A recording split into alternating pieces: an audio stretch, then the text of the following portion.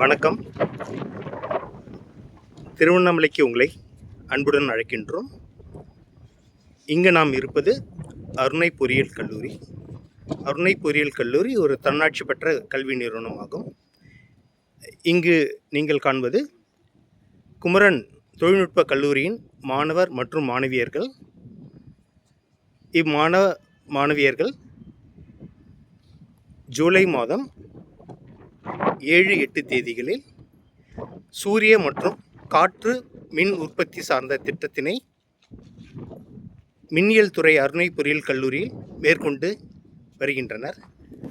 இக்கல்வியானது அவர்களின் எதிர்கால சூரிய மற்றும் மின் சார்ந்த பணிகளுக்கு தயார்படுத்துவதற்கான ஒரு எளிய கல்வி முறை பயிற்சியாகும். இப்பயிற்சிக்கு உறுதுணையாக இருந்த பேராசிரியர்களுக்கும் மாணவர்களுக்கும் நன்றி.